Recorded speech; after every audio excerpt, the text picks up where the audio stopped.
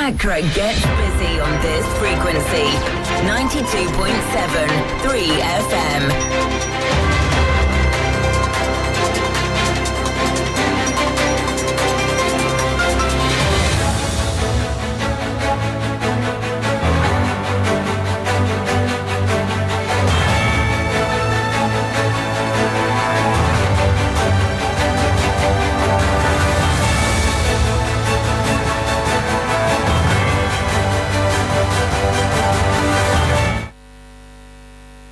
Hello, good evening. Welcome. This is Hot Edition. We're live on News Up here at Desawe Kanda.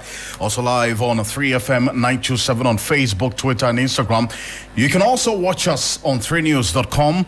We're live on Kesmi 107.1 in Tamale and beyond, and also on W93.5 in Wa and beyond as well, all across the world on 3news.com. Coming up this evening.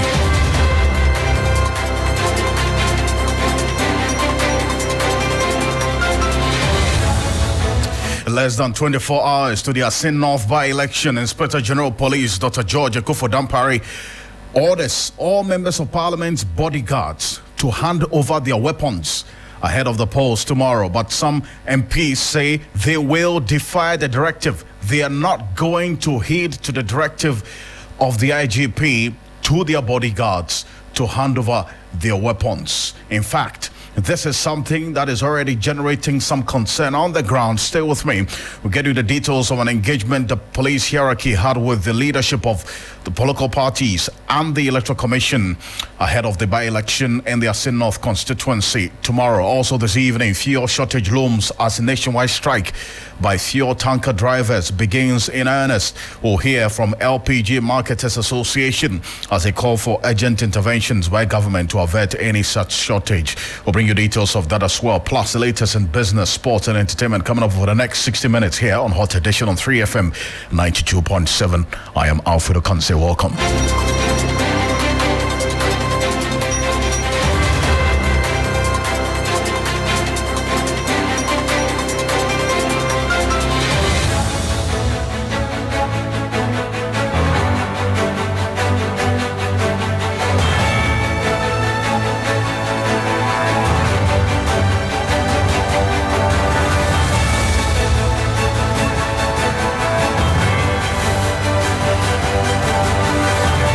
Let's get into the details now here on 3FM 92.7. If you can log on to our Facebook page and Twitter handles as well as on Instagram, we're streaming live right now. We remain your election command center.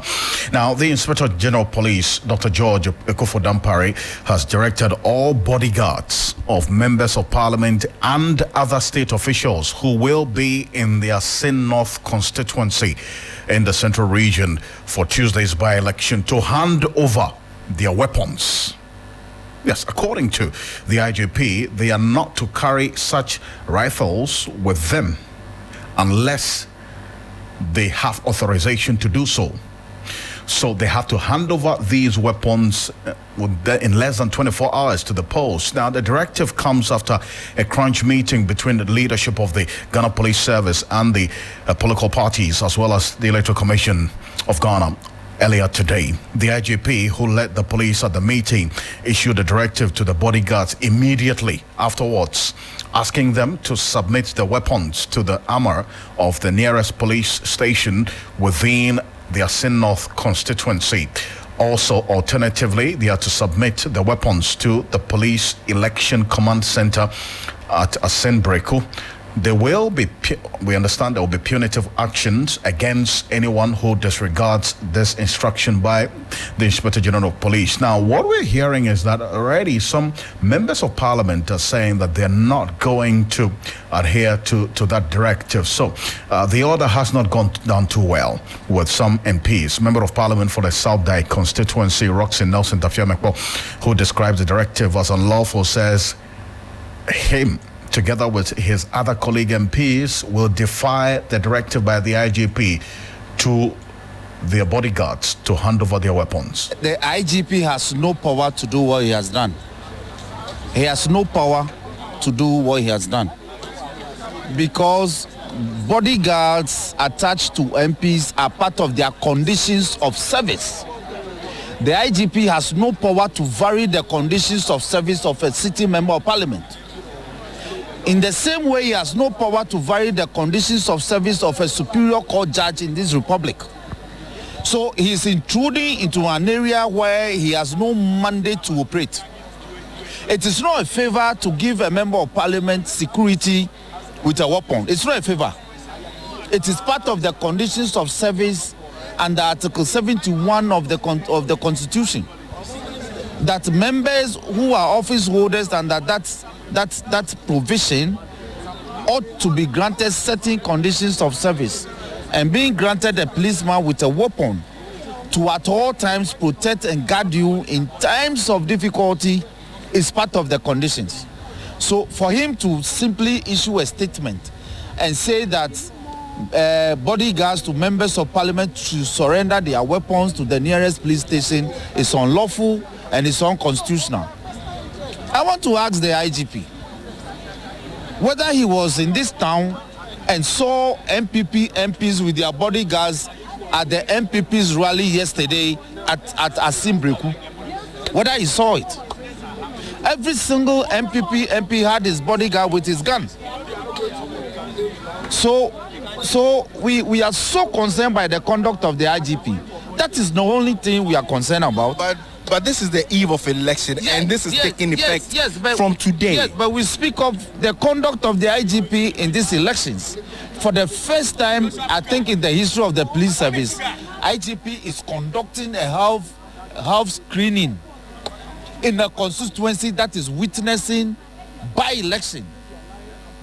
I have policemen in my constituency.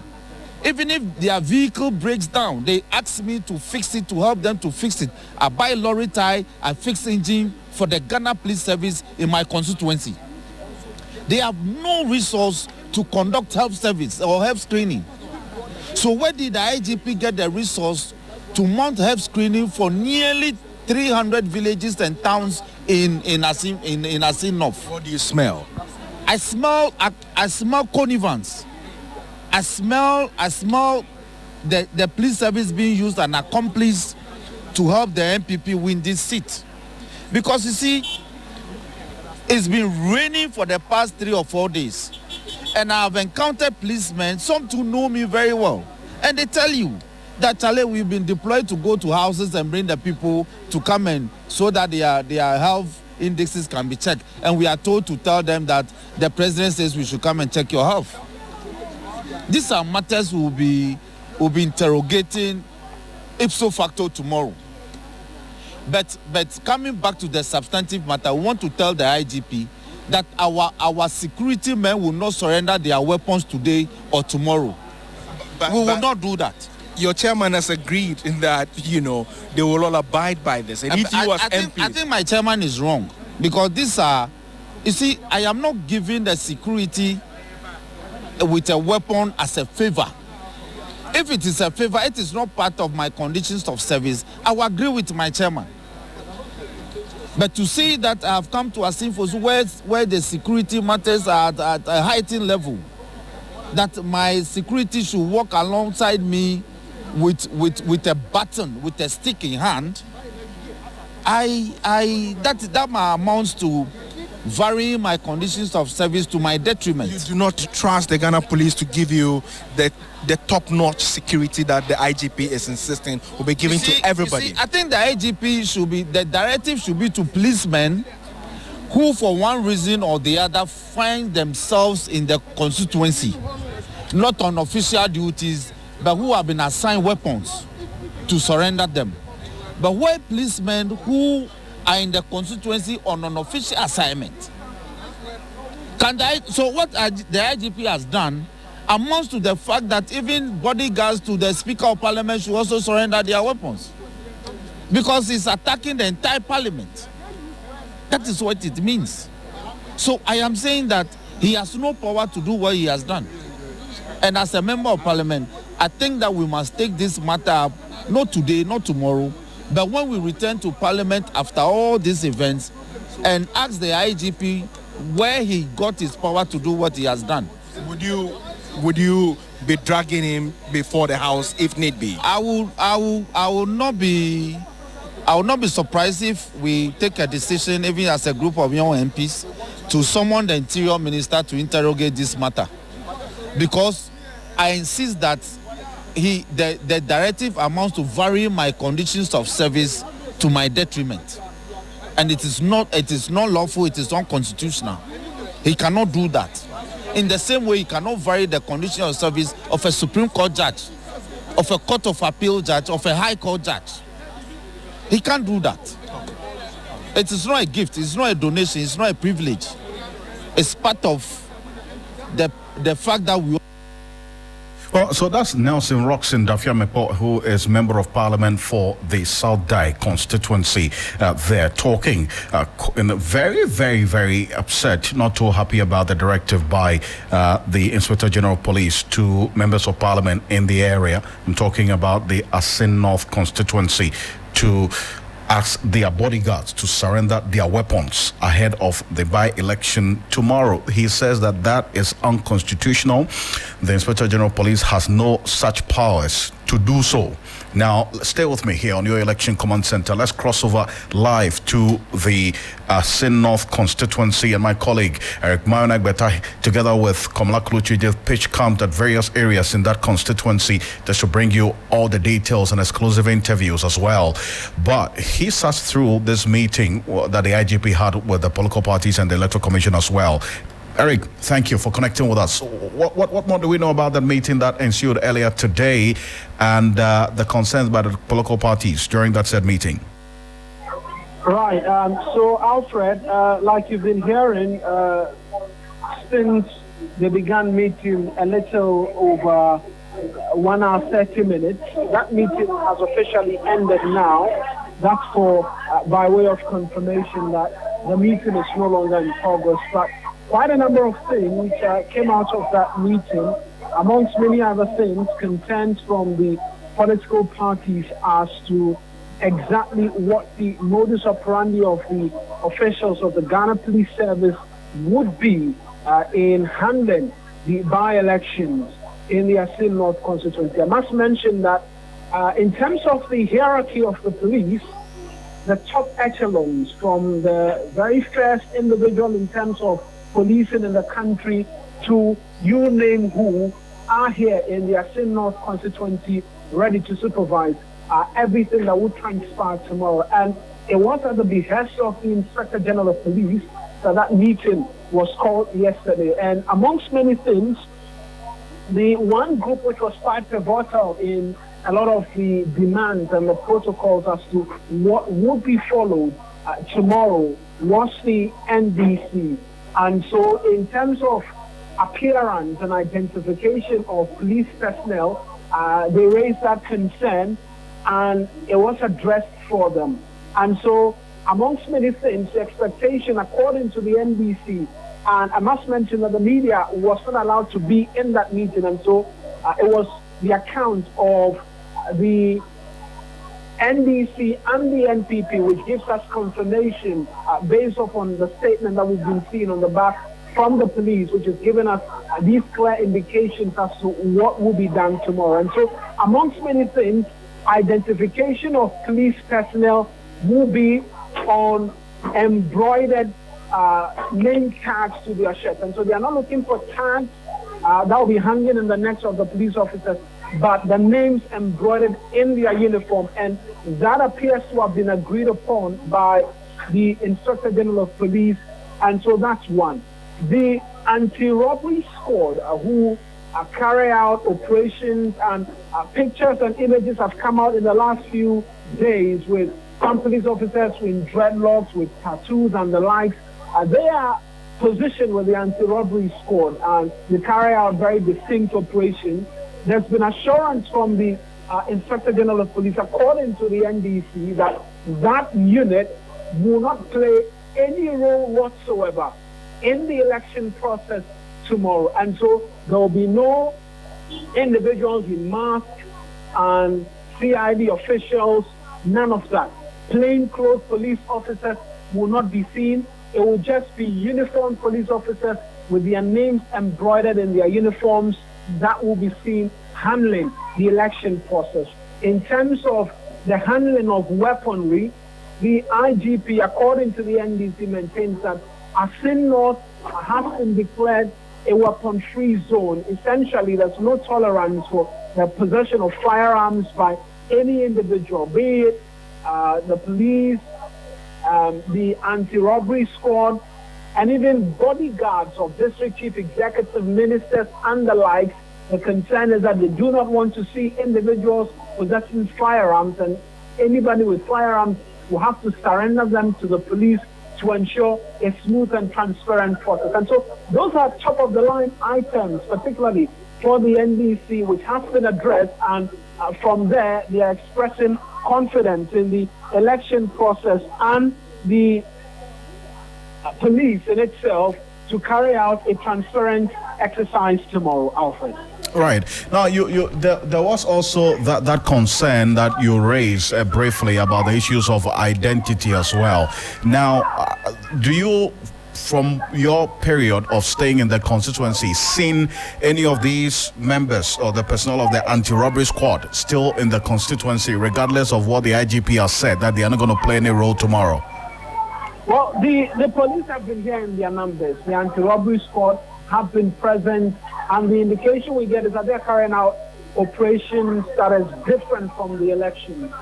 Personally, I haven't seen them just as yet today, but the indication, which is reason why the NDC raised this at the meeting, was that they are still present within the constituency. Yet to sight them today, as we've been stationed around the Breku area, a lot of crisscrossing from police. There have been formed police unit individuals in vehicles that have moved really fast, and it will be difficult to determine as and when if some of these personnel are on board. But there appears to be a concern that has been raised by the opposition NDC because they believe they still spotted them within the constituency. The reason why that came up, and there's been that assurance. Obviously, there'll be the lookout for them tomorrow as well, as the elections will kick off proper. And as and when we get any of those indications as well, we'll bring that to listeners. Great. Now, Moana, stay with me. Now, when that meeting that you talked about, the IGP had with the leadership of both the NPP, the NDC, the LPG, and then also the Electoral Commission in the area, the chairman of the NPP, Stephen Ntim, as well, sat in that meeting or sat through that meeting. This is what he had to say after the meeting to my colleague Moana and Komla Kloche there. We are talking about the support of the voters to win. That's why I meant by the elections are going to carry down tomorrow. So it's not about macho men.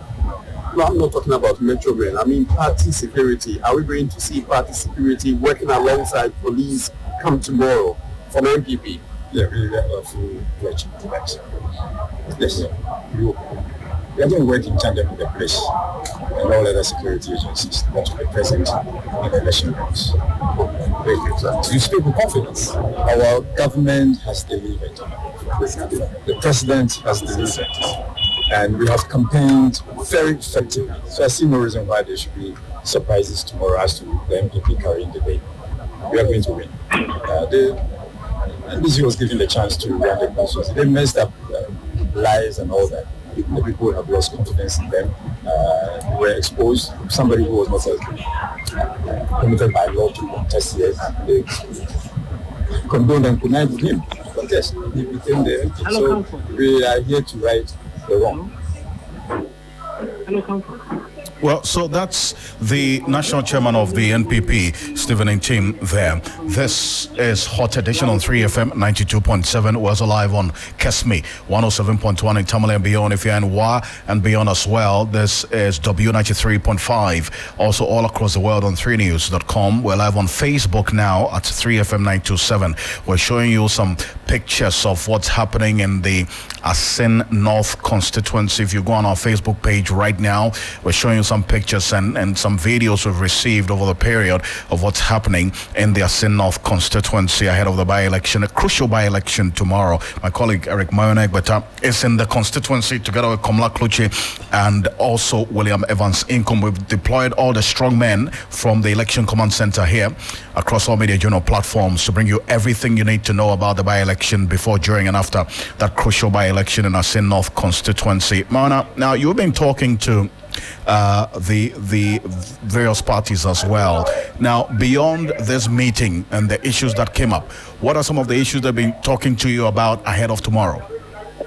Well, it's been particularly on the part of the NPP, the expression of a lot of confidence going into the elections that they will win, and that the NDC has failed to capitalize on the opportunity they got during the 2020 general elections. And as such, they are here. If you look at the work that has been undertaken, they are confident that they will win, and the tide is turning in their favor. That's largely the sentiment here across the NPP supporters who are within the constituency. I mentioned earlier that it's no campaigning today, but if you come to the Asin North constituency, Breku to be specific, where collation and all of that will be happening, it's where a lot of the media houses have also pitched camp as well. There is active campaigning ongoing, as still you see individuals moving around with posters and the likes pointing number 1, number 3, and the likes. And it doesn't look as though that the constitutional requirement of no campaigning 24 hours to the polls has been heeded to at all by both sides. In some instances, it's been near arguments, really, in the last few hours. But a lot of them have taken it well in their stride as they continue all across the constituency and the various parts, Ninja and the likes, where the campaigning is going on sadly, Alfred. Great stuff. Now, Mawana, I'm going to let you go. I know that this is something that you will promise our listeners and our viewers on Facebook as well, to bring them all the exclusives before, during, and after the by-election in Asin North constituency tomorrow. And great work done so far. Thank you so much for the updates. Right then, Alfred. Eric Mawana Egbeta is my colleague, together with Kamala Kloche, William Evansinkom, and the entire team. We're having strong representation in the Asin North constituency here on your election command center. Now, we're going to be showing you some of these short videos we've gotten from them, from the Asin North by-election as we go on. If you go on our Facebook page at 3FM927, what we do know so far is that the Ghana Police Service had earlier indicated they're going to deploy some 800 police officers to the Asin North constituency for this by-election. 800 police officers. And what we've gotten so far as well is that this anti-robbery squad of the Ghana Police Service would have no representation there as we speak. So that's one of the major concerns that especially the NDC actually raised ahead of the by-election tomorrow, that some persons who were dressed in security uniform were either wearing dreadlocks, some had pierced their ears, and the police came out with that explanation that they belong to the anti-robbery squad. What the IGP is telling the police, that's the members of the political parties who attended the meeting earlier today, is that none of the anti-robbery squad personnel will be on duty tomorrow during the by-election, and they are not going to be part of the 800 police officers who have been deployed to the Asin North constituency for security purposes. And security is a very, very crucial aspect of this by-election tomorrow. Mustafa Gbande is Deputy General Secretary of the NDC, is joining me on the telephone from the Asin North constituency. I see a lot of work that you have done as well, together with your colleagues, crisscrossing this constituency, Mustafa, ahead of the by-election tomorrow. Having interacted with especially the IGP and the Electoral Commission, have your concerns been addressed so far? Well, I think, Ocansey, good evening, and good evening to your cherished. For us in the NDC, we are excited because all that we've been asking for is just a transparent, violence-free election. The assurance we gave was that we were not going to allow any form of intimidation, and we're not going to allow any form of unlawful conduct and behavior on government. Coming at the back of what happened in Ayawaso West Wagon and the German staff, These are scars that are still fresh in our hearts, and we will not go and take anything to chance. To that extent, all political parties, we met today, we met the IGP, the Electoral Commission was there. We've had all our concerns addressed. If there are anything to go by, if there is the police outfit will carry out what assurances they give us, to the extent that the NPP knows that we in the NDC will not hesitate to defend ourselves. And we also know that they are more prepared in the same way. We will all abide by the rules and let the process run freely. If we have a transparent, violence-free election, it adds up to the credibility of us as politicians and also enhances our democratic processes. And so we are more satisfied with what meeting we had today. We don't know what will happen tomorrow morning, but if what all of us have told the IGP, plus what the IGP have said is something to go by, then we have, potentially a very peaceful election just like Pumawu. So you had earlier raised concerns about the presence of some security personnel who looked quite suspicious, wearing dreadlocks and having their ears pierced and so on. What we understand from the IGP is that they belong to this anti-robbery squad of the Ghana Police Service. We understand that he said they were not going to be on duty tomorrow. Is this consistent with the information that you have? Yeah, so we raised those questions and the IGP assured us that there have been some anti-robbery operations within the constituency and that those people were already doing their operations before this by-election, and that they are not part of the deployment into the constituency for the purposes of the election. And that tomorrow we are not going to have either people wearing dreadlocks or seeing police officers in a face mask and a mask, if you call it. And so we are satisfied with that explanation. We also raised concerns on how to differentiate between those individuals and any other individual may be impersonating to commit a crime or armed robbers or terrorists. And the police assured us that because they are police officers, they will definitely have a form of identification, except that for the purposes of the police's own intelligence gathering, we may not have the opportunity to have all details, but as long as they have done it, they are going to do a lot of deployment in the constituency. They are going to be calm. The NDC's disappointment throughout this process has to do with the postponement of His Excellency the President only yesterday, to the extent that his comments further jeopardizes the already shrinking integrity of the judiciary. To the extent that the President can predict what is likely to happen in the court, for us it's quite preposterous. For us it's non-presidential. For us it's not statesman. These are very petty political lamentations that should not be coming from a president. Particularly that the public now have lost confidence in the judiciary. Particularly that the actions of the president himself makes it very obvious that his objective is to compromise the independence of the judiciary and other state institutions. It has become so clear that Ghanaians can speak with confidence that they do not trust the judiciary because of the comments that the president made yesterday. That is one of the biggest disappointments that we are going to be having to deal with, from the beginning of this process up to where we have come so far. We'll see how tomorrow plays out. Musa Bande, I thank you so much for your time.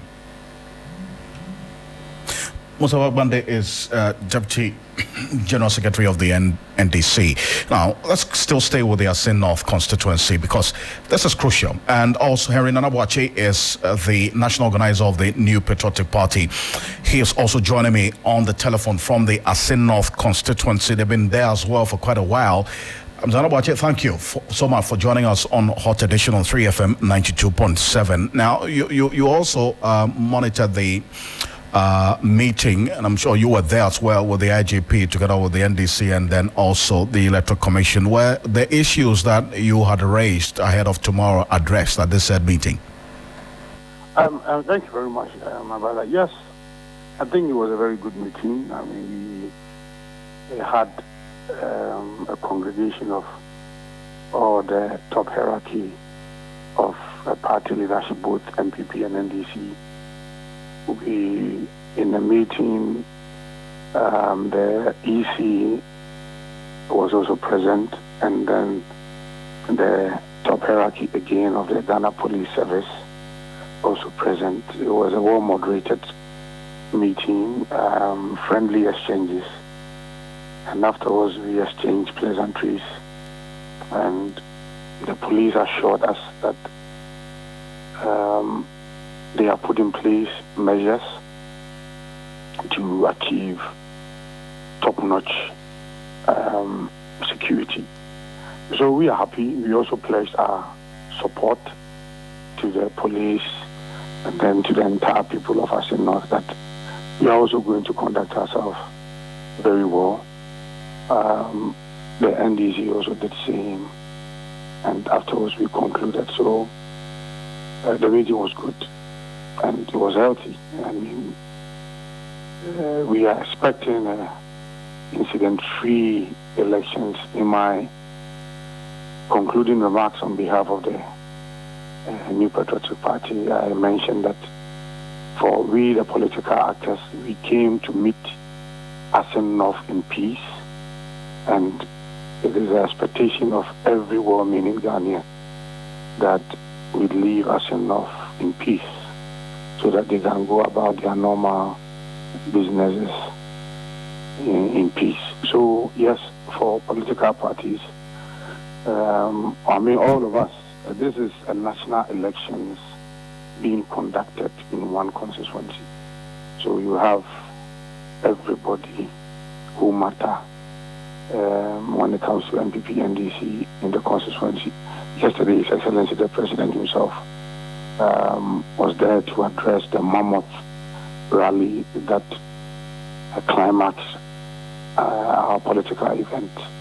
His Excellency the Vice President, who was there, Chief of Staff, they've been there. So yes, it is important that all of us help in the management and the security conducive atmosphere that we are hoping for. So I'm sure that things will go really well. So one of the issues that some of the NDC MPs in the constituency raised about the directive, or was with the directive by the IGP to have their bodyguards surrender their weapons ahead of tomorrow. I know there are NPP MPs equally represented in the constituency as well to render support for the party ahead of the by-election tomorrow. Have they also raised those same concerns about their bodyguards having to surrender their weapons ahead of tomorrow? In the meeting, what I heard was that they can keep their sidearm.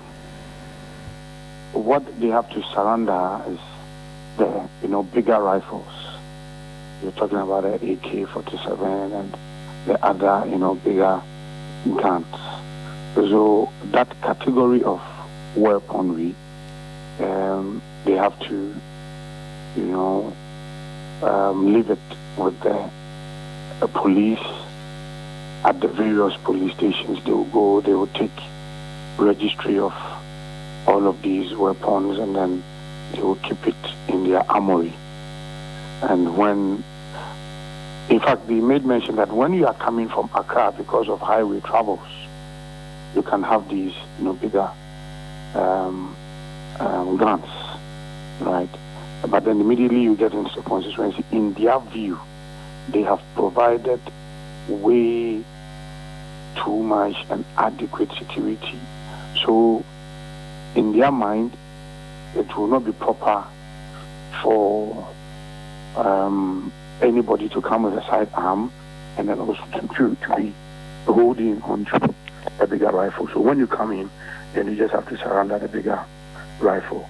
So it is not as though they are not supposed to hold any weapons at all. Your sidearm, you can come with your sidearm. I see. Now, on the issue... But I did not hear anybody raise any particular issue with that. Okay. I mean, the concern that came from the NDC, if I recall, was the fact that this directive was it only directed at the MPs or ministers of state, and CEOs are also included. And the IGP mentioned that yes, they are also included. Okay, so we just spoke to Nelson Ross in Tapiamepo, who raised questions about the legal basis for that directive by the IGP, whether he had the law backing him for that matter. But on the issue of security, I mean, you've just said that the police has assured you that they'll put the measures in place to ensure that nothing untoward happens. But for you as a political party as well, just as I asked the NDC, is it a commitment that you're making to ensure that the people of Assin North are left with a free, fair, no violence election tomorrow? Yes, it's a commitment. I mean, I mentioned, I told you that in my concluding remarks, I mentioned that we came to meet Assin North peace. They were going about their businesses in a very conducive atmosphere, very calm. And I've been here for the past 3 weeks. They are peace-loving people, very friendly. I've been to a lot of villages. So it is incumbent on us. It's a huge responsibility on every political actor here in the constituency that you came to meet the constituency in peace, leave the constituency in peace after your elections. When the results are declared, if it goes in your favor, you are lucky. If it doesn't go in your favor, you cannot in any way engage in any act that will amount to lawlessness and that will undermine the peace that the people of Assin North are enjoying.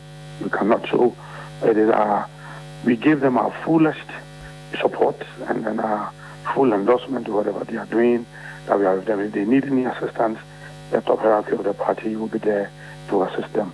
And the NPP and the NDC also did the same. In fact, it was both parties committing to this peace. Zanabate, thank you very much for your time. Before. Okay. Hello? Hello? I can hear you. Can you hear me? Yes, I can hear you. Okay, good. Before I think I overheard Mustafa making some allegations here and there. He said that because the president... There was a statement that the president made yesterday. Yes. I mean, maybe he decided to listen to a portion of the president's statement without listening to the full statement. The president was saying that Mr. Mahama came to the constituency, and he is rather saying that the MPP has infiltrated, the judiciary with MPP apparatchiks, which I find very unfortunate. It appears that the president is developing some, active and is very serious penchant for always denigrating the judiciary. That is very bad. I find that very irresponsible. But you see, when you say that the MPP now has turned the court into a political arena, it is that bad. So His Excellency the President was saying that no. But is it the case that the former president has forgotten that he was once president, he appointed an Attorney General, and the Attorney General also prosecuted a man called Adamu Dramani Sekandi, who was the MP for Boko Central, who had also appeared before on a civil leg of a matter where it was ordered that his seat should be declared vacant and then fresh elections should be conducted by the Electoral Commission. That is there. And then he faced another leg of the matter, which was the criminal side. And the criminal side, he was slapped with 2 charges. First, forgery, and then second was perjury. So Mr. President was saying that His Excellency the former president should not be saying these things. You see, he is the person who is supposed to be safeguarding the sanctity of the judiciary. But the same matter, similar facts, appeared under your reign, and NPP will not say that you have turned the court into a arena. But how come today, right, Mr. Kwesi's matter moved from Cape Coast High Court to the Court of Appeal to the Supreme Court. And the Supreme Court says that his name should be even expunged from the names in Parliament as an MP. Fresh elections should be conducted there. So it is a matter of, so the president said that it is the law speaking, it is not him speaking. And for that matter, if you read the judgment of the Supreme Court, it says that there is striking similarity between the Adamu Sekande case and the Mr. Kwesi's case. There's something in law we call precedence, right? So it's actually, because the NDC are saying that even if the man goes to prison, they will still vote for him. What the president said is that, how can a man in prison be working for you? Is that what you want? The people say no. So how can anybody draw a conclusion that because the president mentioned that it means that there's a certain predetermined mind, or he is projecting what is going to happen in court? It's rather unfortunate. That is not what the president said. The president was rather telling the former president not to be bastardizing the judiciary, not to be badmouthing the judiciary, not to be saying some of these things that he's always been saying. Unanimous FC, blah, blah, blah, and all of that. The court is the only place we have, or we can go for redress of our issues. That is what the president was saying. So I think that what my brother Mustafa Mando was but if you hear the president's quote, and this, because you were there, because you were standing right behind him, if you hear him say that we should not support or vote for individuals who are entangled in legal controversies that may eventually lead them to face imprisonment. That may eventually lead them to face imprisonment. What does that mean? No. That can possibly. He spoke tree. Go and listen to it well. That can possibly, and there's a possibility that the man will, because he's facing a 10-year jail sentence. It's a possibility. But before then, if you had listened to him right from the beginning, he had started from Adamu Sekande's case, and he had also made mention of what the former president came to say in Asinov. And then he reminded the people that there's a certain man called Adamu Sekande. He passed on, though, who had faced similar fate. So it is not him, the president, it is the law speaking. So the former president should respect the law, because under his reign, the law spoke. So under him, if the law is speaking, it is not him. This is what the president, yes, this is what the president said, just for the benefit of our listeners. And I sent for 2020, Ekoto Abano. I send North, Mina Menyaye, Mina Midin Kunimwa, I send North, 2020.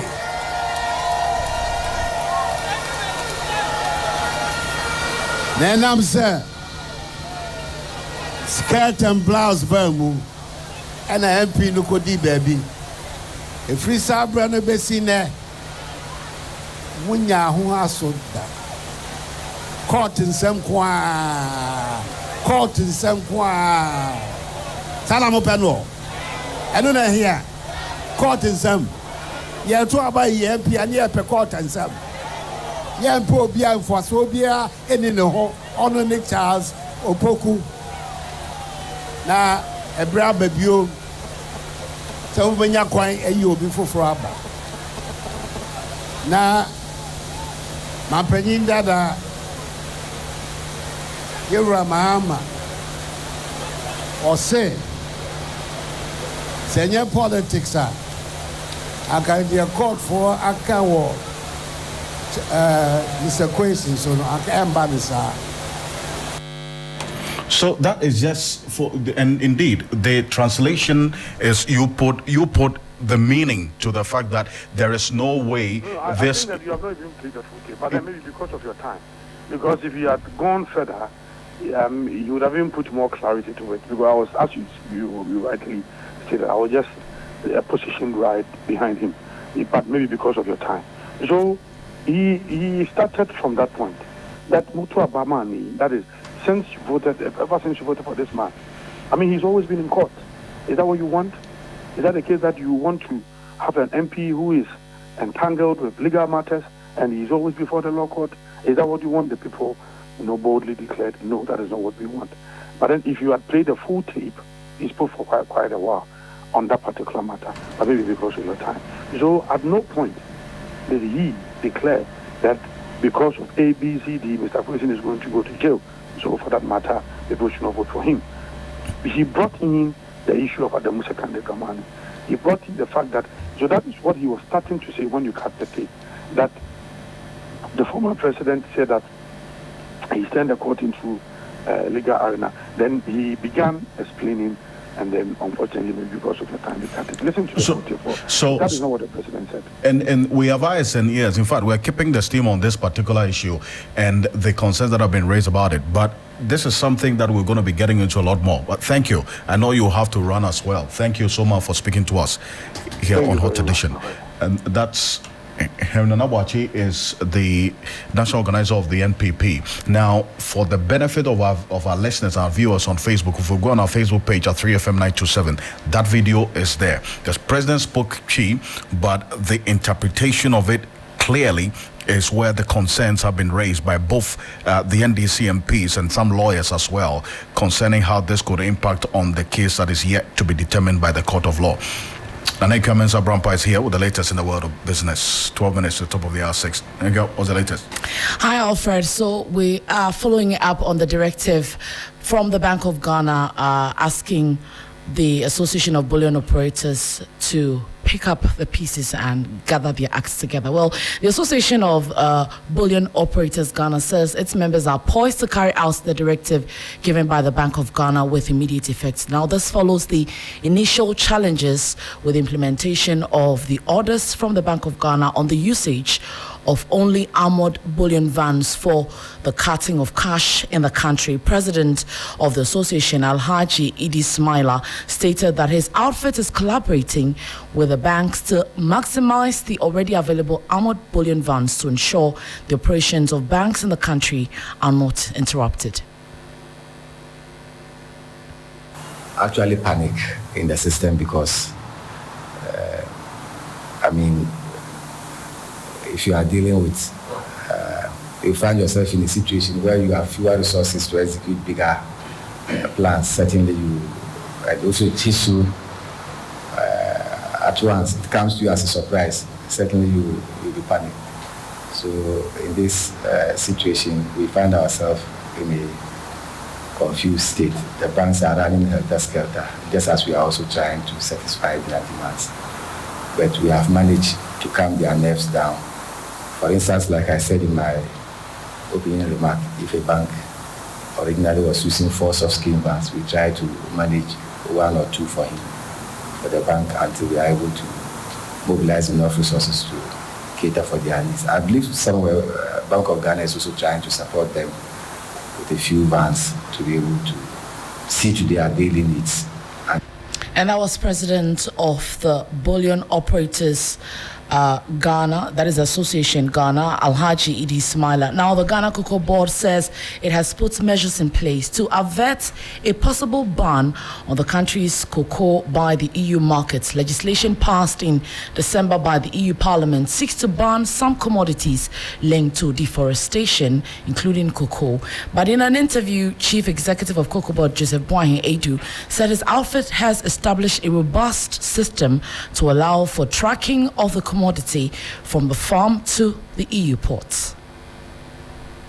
I've been able to produce what we call the cocoa management system, and it allows any cocoa produced in the country to be traced not to the desert level, but to be traced right down to the last mile. When we say the last mile, it means that the cocoa can be traced to the plot where the farmer is, which guarantees Ghana's cocoa the assurance for EU ports to accept our cocoa. It's a major achievement. In fact, I was in Brussels about a month and a half ago, and various countries came to demonstrate what they've been able to do, because EU at this time is looking at the preparedness of every country regarding how we are going to respond to. Chief Executive of Cocoa Board, Joseph Boahen Edu. And Alfred, if you haven't filled your gas cylinder or you have an empty gas cylinder at home, please, tomorrow morning, I don't know what magic you're going to do, but make sure you fill the cylinder, because long queues are expected to gather in the next 48 hours at various LPG outlets across the country due to the anticipated shortage of gas, according to the Vice President of the LPG Marketers Association, Gabriel Kumi. This is coming on the back of the ongoing strike by the Ghana National Petroleum Tanker Drivers Association over the deplorable state of roads in the petroleum enclave in Tema, Takrady, Kumasi and Buipe. Speaking to 3 Business, Mr. Kumi said the current stock of gas available cannot last for more than 2 days if tanker drivers continue to cut supply. If this situation is not averted as immediately as possible, we are going to have some crisis of a sort on hand. Presently, the stocks we have in our tanks could be run out in the next 48 hours. If by Wednesday the situation is not averted, we will start seeing some queues in our petrol stations and in our LPG retail outlets. And if that persists to Thursday, Friday, movement of people and goods and services in this country is going to be grounded. And if that happens, it has very, very, very serious consequences for our economy and for our country. Already, our economy is not doing too well. The last thing we want to hear is that there's restriction in terms of movement of goods and services, and that could impact so negatively to the life of our economy. And that was Gabriel Kumi. He is the president of the LPG Marketers Association. That does it for business. Log on to 3news.com for more business news. My name is Nana Ikuya Mensah Brampa Oreku. Ampofo is here with all the drip for sports. Thank you very much. Looking dapao. Yes, all the pressure. What is happening? They should go on Facebook Live and go and see. And they should go there, from head to toe. They should rate me out of 10. I'm out of here. Well, thank you very much. And you're tuned in to the sports segment here on Hot Edition on 3FM 92.7.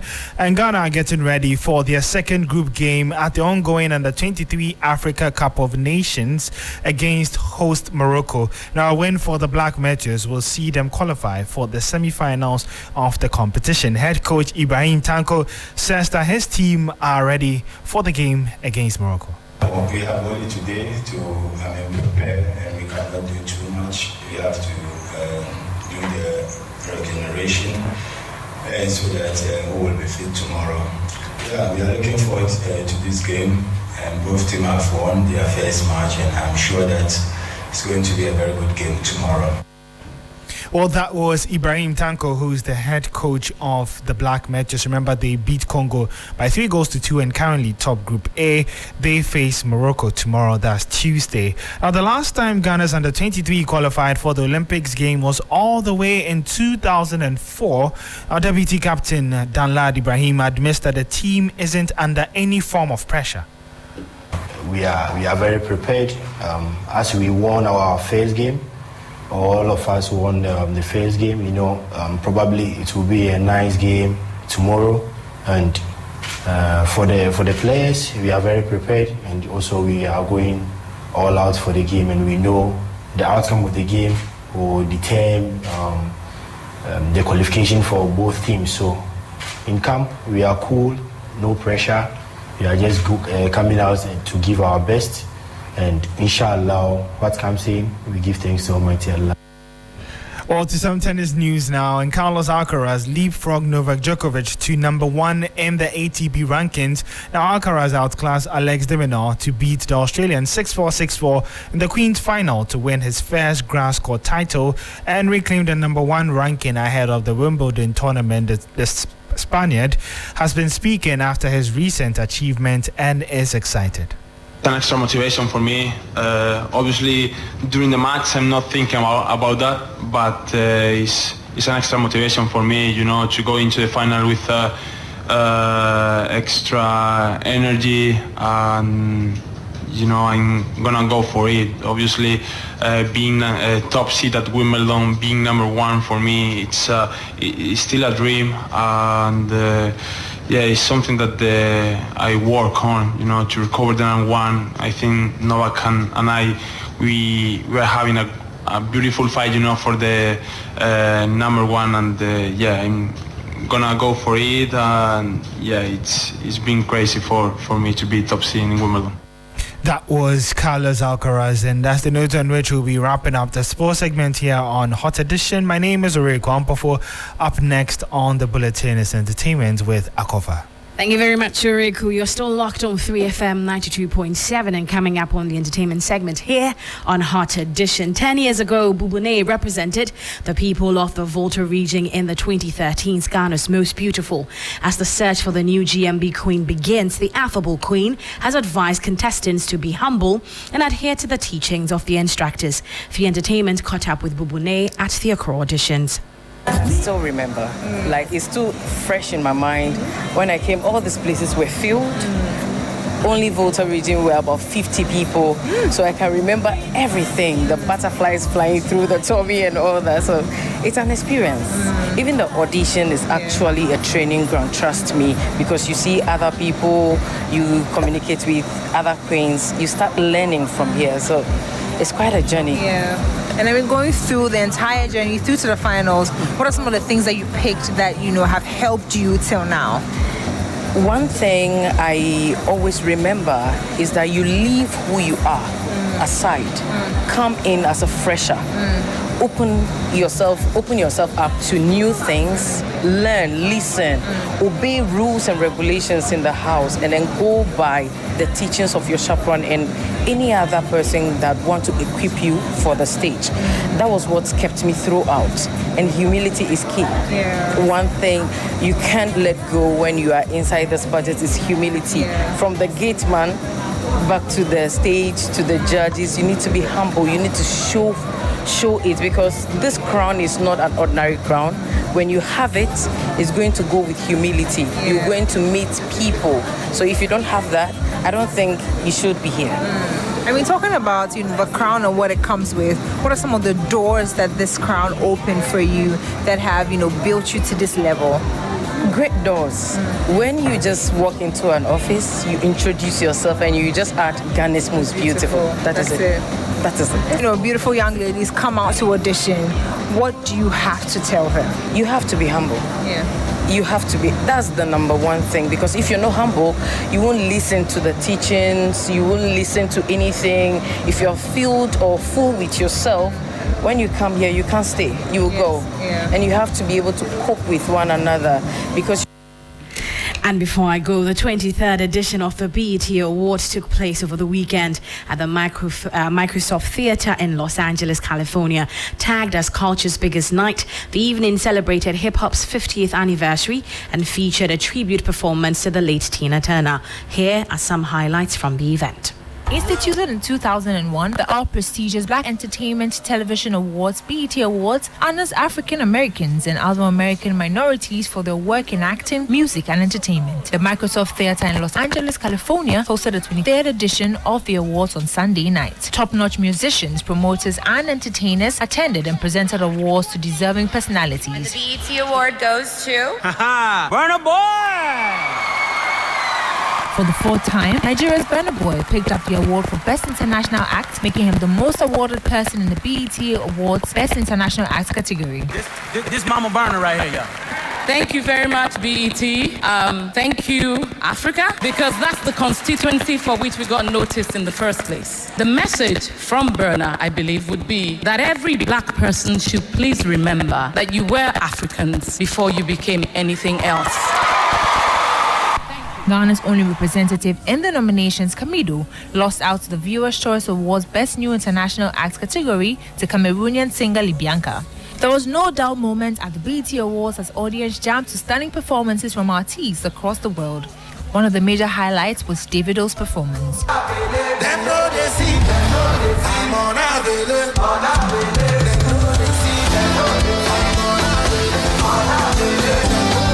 Celebrating hip-hop's 50th anniversary, multi-platinum rapper, songwriter, and record producer Busta Rhymes was honored with the Lifetime Achievement Award for his notable impacts on culture and entertainment. By default, I pioneered the feature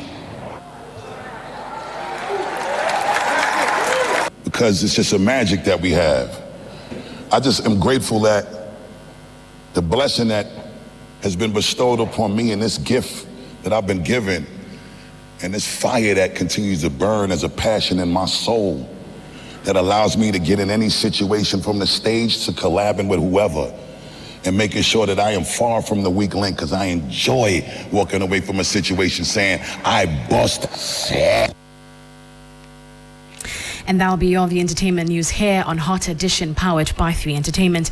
My name is Akofa, and I'll be back at 8 p.m. with Wind Down. Alfred? Definitely so. Yes. And we here on your election command center are building up to the Yasin North by-election, a very, very crucial election for that matter. Yes. So here's what we're going to do.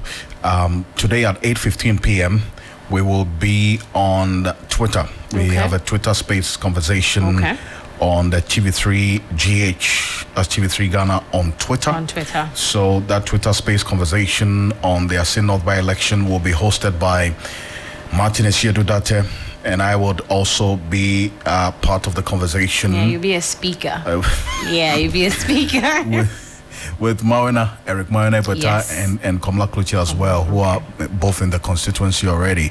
So that's just to build up to 10 p.m. for Ghana Tonight, and also to tomorrow as well. Alrighty. So it's a packed one. Great stuff. Have a good one. Well, so thank you so much for staying with us here on Hot Edition on 3FM 92.7. As I said, join us on Twitter for our Twitter space conversation on why the Yasin North constituency has become a hotbed of political activity at 8:15 p.m. on Twitter. And then also at 10 p.m. you can join me on TV3 for Ghana Tonight. On behalf of the rest of the team, we appreciate your company on Hot Edition. I am Alfred Ocansey. Have a great evening. The drive continues with Giovanni, AJ, and DJ Faculty.